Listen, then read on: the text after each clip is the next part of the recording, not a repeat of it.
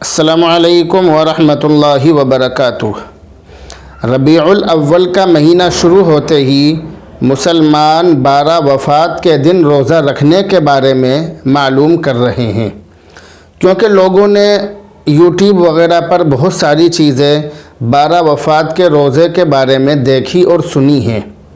لوگ انہی چیزوں کو دلیل بنا کر ہم سے سوال کر رہے ہیں اور وہ یہ بتلا رہے ہیں کہ 12 وفات کے دن روزہ رکھنا بہت بڑے ثواب کا کام ہے۔ اب جو انہوں نے یوٹیوب پر ویڈیو دیکھی ہیں، ان ویڈیوز کو میں غلط تو نہیں کہہ سکتا، لیکن ہاں میں اتنا ضرور کہوں گا کہ اگر 12 وفات کے دن اللہ کے نبی علیہ الصلاۃ والسلام نے روزہ رکھا ہے تو پھر ہمیں بھی روزہ رکھنا چاہیے۔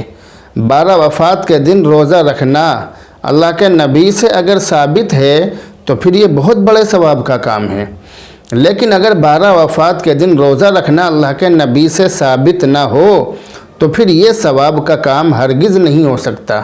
ہم اس کو ضروری اور لازم سمجھ کر اور 12 وفات کا حصہ سمجھ کر اگر رکھیں گے تو پھر ہمیں اس میں جس ثواب کی ہم امید کر رہے ہیں وہ حاصل نہیں ہوگا۔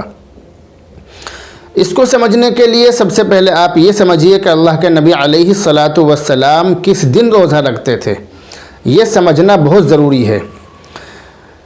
اللہ کے نبی علیہ الصلاۃ والسلام ہر پیر اور جمعرات کے دن روزہ رکھتے تھے۔ اسی طرح آپ ہر مہینے کی چاند کی 13، 14، 15 ان 3 تاریخ کو بھی روزہ رکھتے تھے۔ ان 3 تاریخ کو ایام بیض کہتے ہیں۔ اللہ کے نبی ہر چاند کی 13، 14، 15 تاریخ کو روزہ رکھتے تھے۔ جب اللہ کے نبی علیہ السلام سے پیر کے دن روزہ رکھنے کے بارے میں معلوم کیا گیا تو اللہ کے نبی علیہ الصلاۃ والسلام نے ارشاد فرمایا کہ میں پیر کے دن ہی پیدا ہوا ہوں اور اسی دن مجھ کو نبی بنایا گیا ہے۔ بہرحال ہمیں دیکھنا یہ ہے کہ 12 ربیع الاول کے دن ہمارے نبی حضرت محمد عربی صلی اللہ علیہ وسلم نے یہ صحابہ کرام میں سے کسی نے بھی روزہ رکھا ہے یا نہیں۔ اگر 12 ربیع الاول کا روزہ رکھنا ثواب ہوتا تو اللہ کے نبی ضرور روزہ رکھتے۔ جب ہم حدیث کی کتابوں کو کھنگالتے ہیں، حدیث کی کتابوں میں اس چیز کو تلاش کرتے ہیں تو ہمیں کہیں بھی یہ چیز نظر نہیں آتی کہ اللہ کے نبی علیہ الصلاۃ والسلام نے 12 وفات کا روزہ رکھا ہو۔ 12 ربیع الاول کے دن اللہ کے نبی نے روزہ خاص طور سے رکھا ہو، ایسا حدیثوں میں کہیں بھی لکھا ہوا نہیں ہے۔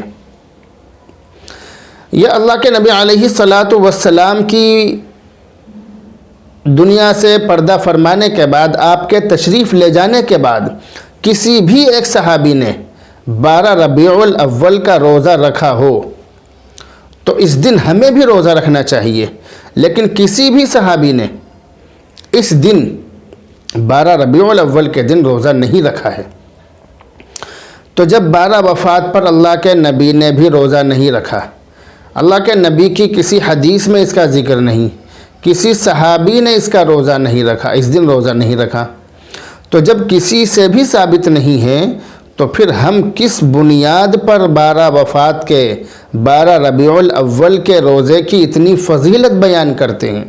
یہ سمجھنے والی چیز ہے، یہ دماغ پر زور ڈال کر سوچنے والی چیز ہے کہ آخر ہم کس وجہ سے اتنی تعریف اور اتنی فضیلتیں، من گھڑت روایتیں، من گھڑت فضیلتیں اس کی ثابت کرنے کی کوشش کر رہے ہیں۔ اس کی وجہ کیا ہے؟ تو اس کی وجہ کچھ بھی نہیں ہے، صرف گمراہی ہے۔ اگر ہمیں روزہ رکھنا ہی ہے تو ہم ان دنوں کا اور ان تاریخوں کا روزہ رکھیں جن میں اللہ کے نبی علیہ الصلاۃ والسلام روزہ رکھتے تھے۔ ہم ہر پیر اور جمعرات کے دن روزہ رکھنے کا اہتمام کریں۔ اسی طرح چاند کی 13، 14، 15 ان 3 تاریخوں میں روزہ رکھیں۔ 3 میں نہیں رکھ سکتے تو جس دن آپ کی گنجائش ہو، آپ کا موقع ہو، آپ اس دن روزہ رکھیے۔ تو بہرحال کرنا وہ چاہیے کہ جس سے ہمیں ثواب ملے۔